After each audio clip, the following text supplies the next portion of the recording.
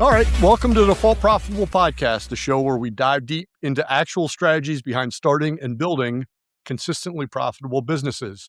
Whether you're a founder, a leader, or just a curious dreamer at this point, this podcast is a toolkit to make profit a default setting rather than a lucky outcome. I'm your host, Matt Nettleton. Today, my guest is Thomas Cox. Thomas, welcome to the show. Thank you, Matt. It's great to be here. We were just talking before you hit record about those cardboard things in the background. Man, my son would love them.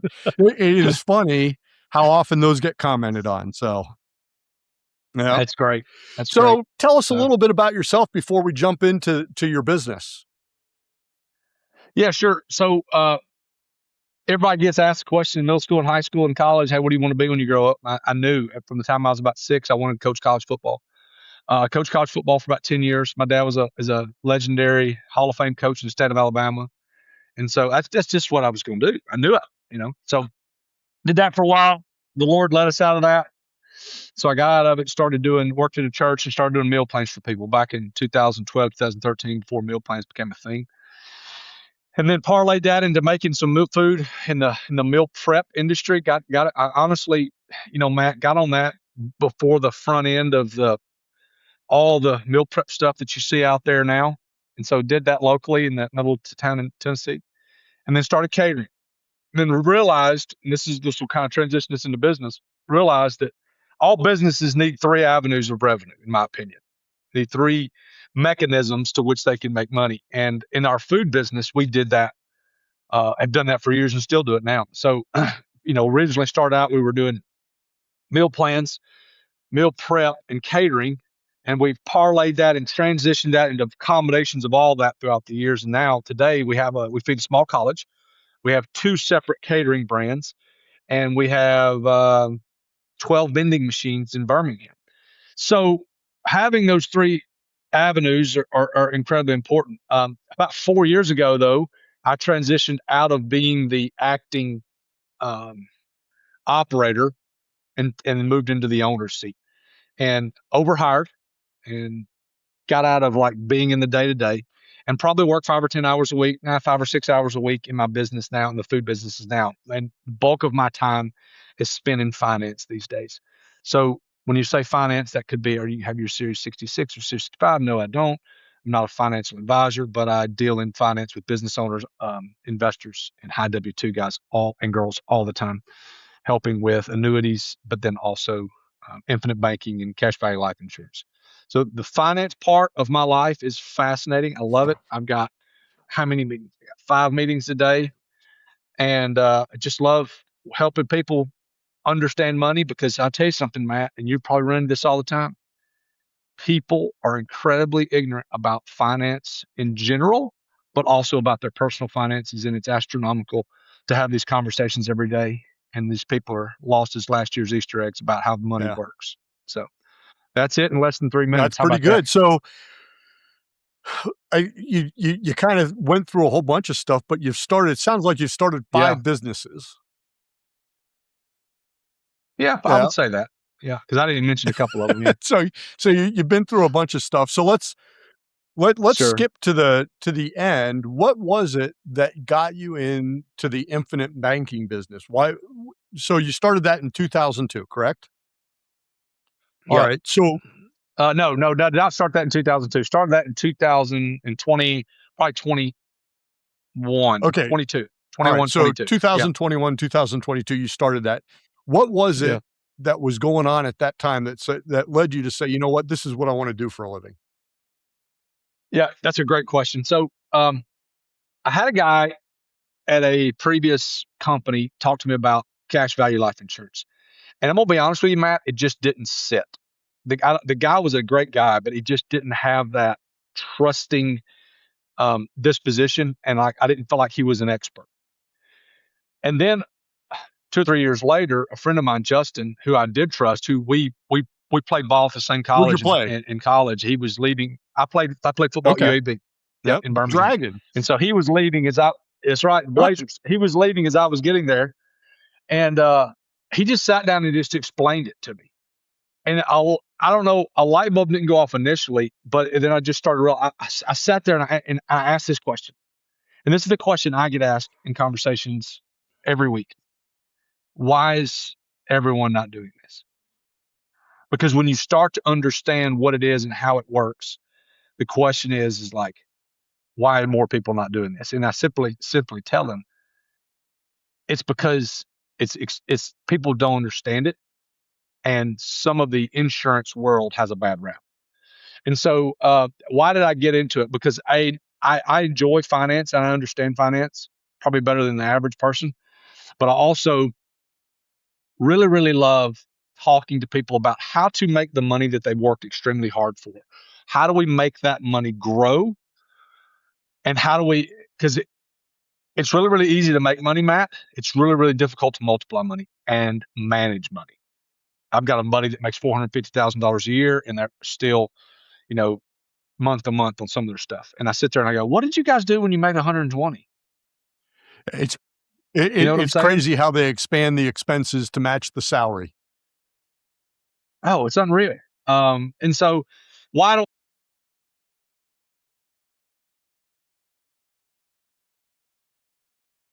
and number two, I enjoy helping people. Number two, it is so, what's the word?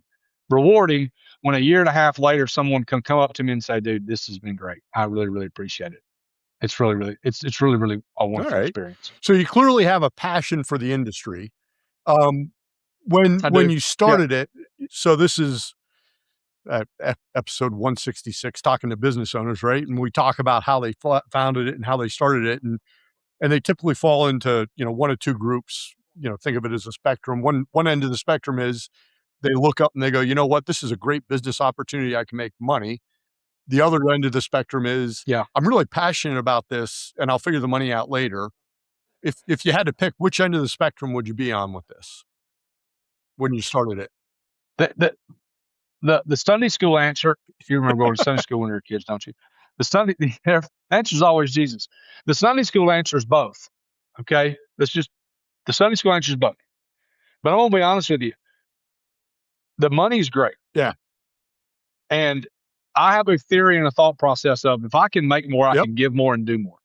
And listen, my family, we're comfortable, we're fine, and we enjoy what we do. I enjoy the money, but I'll say this: I enjoy the game, Matt. Yes. I enjoy the game. Yep. You're in sales.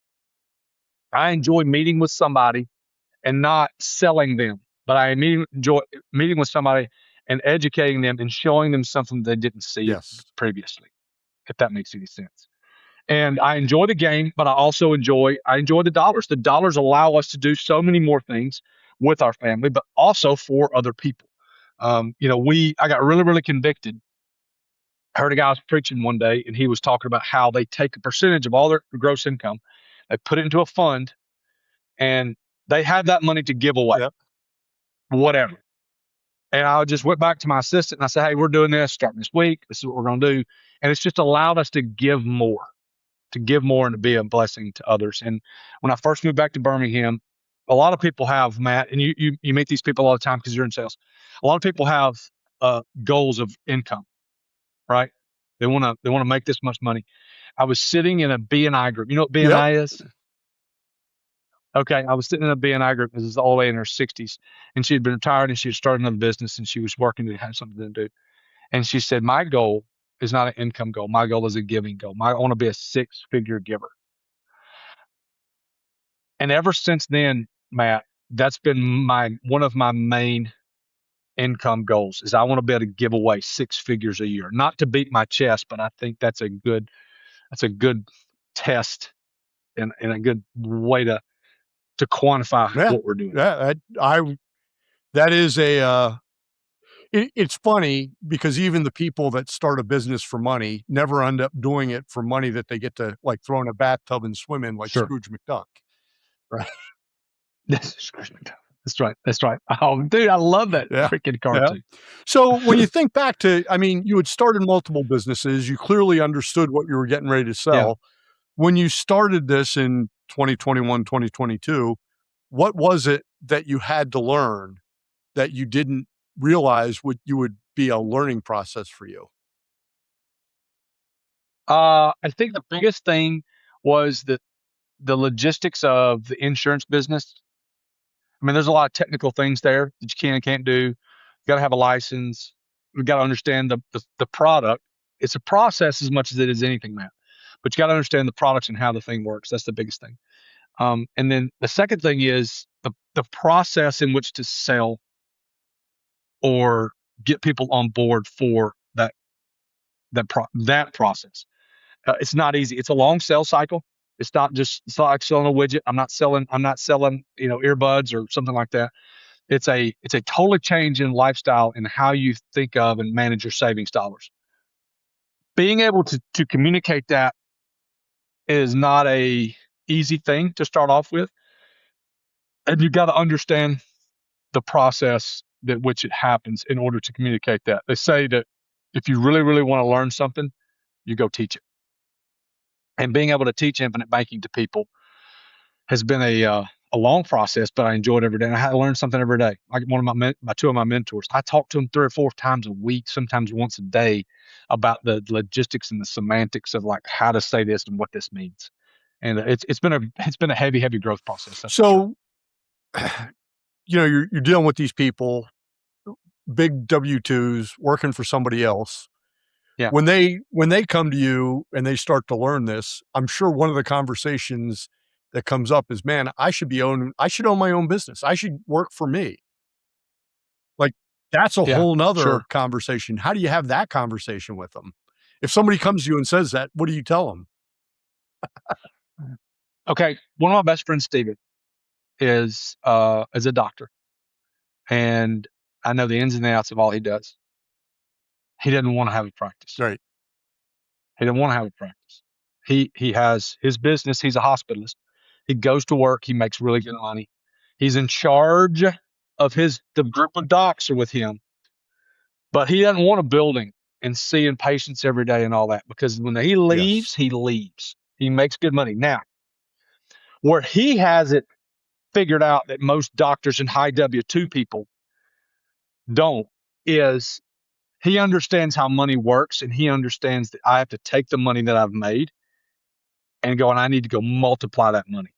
He understands real estate. He understands leverage. He understands infinite banking. He understands those things. And being able to do that is a cheat code for someone that's a high W-2 earner. Because if you're making $400,000 to $700,000 a year and beyond, being able to take that excess and make it work is an extremely freeing thing.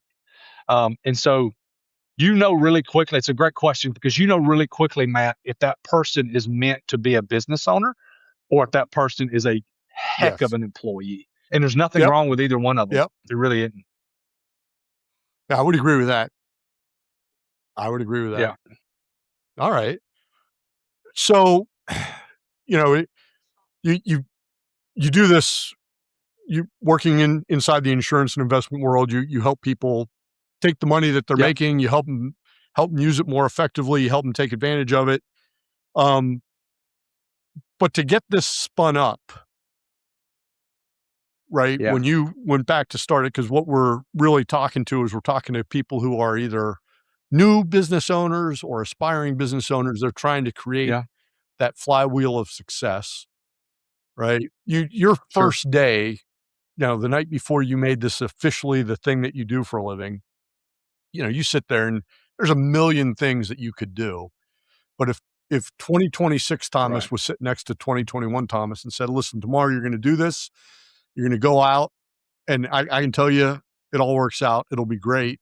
But tomorrow, here's what you need to do first. What would the do first thing be for a business owner? That's a great question. And I'm gonna be honest with you, that's an easy question, because I learned this about 2.5 years after being in the business. 10 appointments a week. That sounds so simple. So we're sitting in a room. This guy manages $450 million. So he's got waking up in the morning, the guy's going to make over $4 million a year. And a guy in the room said, hey, if you're starting out teaching young guys, it's the same question you just asked, he just asked in a different way. What would you tell them? He almost instinctively said, Matt, you need 10 appointments a week. Now, you have to be closing 10 appointments a week? No, but he said you need to meet with 10. You need to meet with people 10 times a week.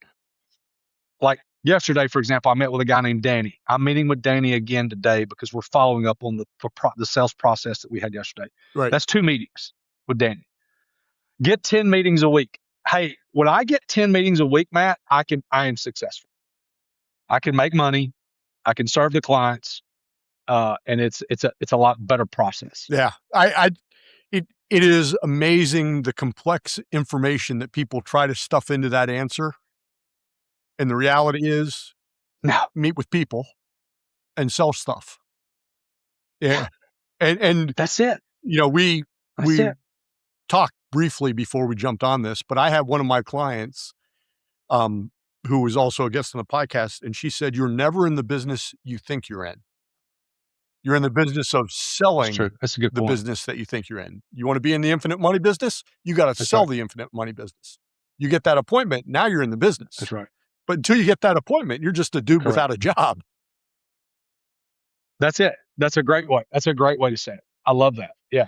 I mean, so it's really not that complicated. Now, there's a lot of stuff on these computers that we can make really complicated, and I got to get this, and I got to organize this, and I got to get this, make sure this pencil is really sharp, and I got to make sure my battery's full on my iPad.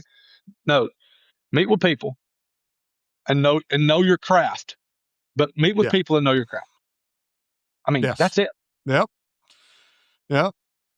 All right. Any other lessons, that you would give somebody who's an aspiring or a new business owner?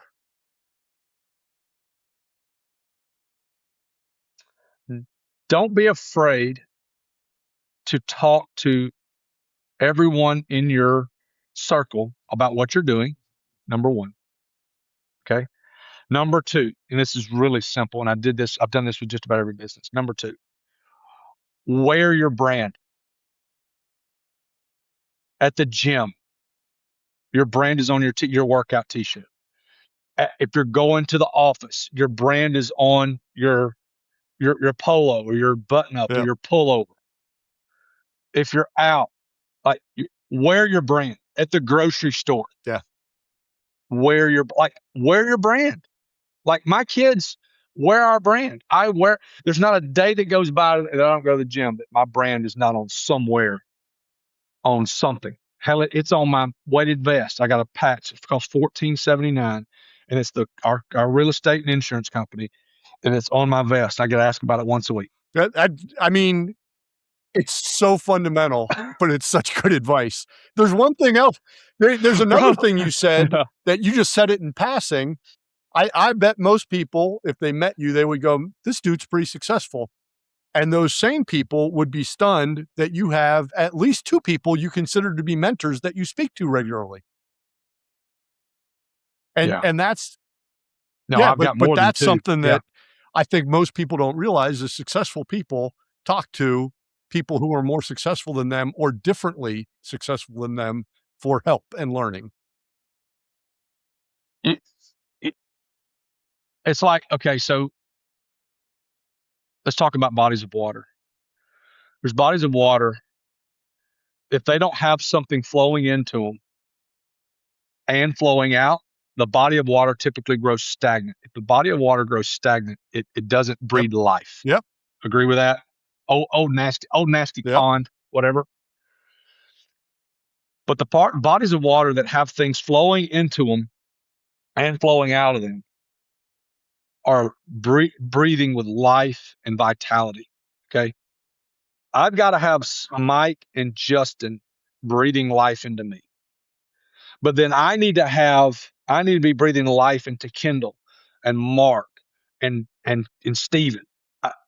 So I'm bringing in, but I'm also putting out. It's just like and I hate to sound super cliche, Matt, but it's the circle of life.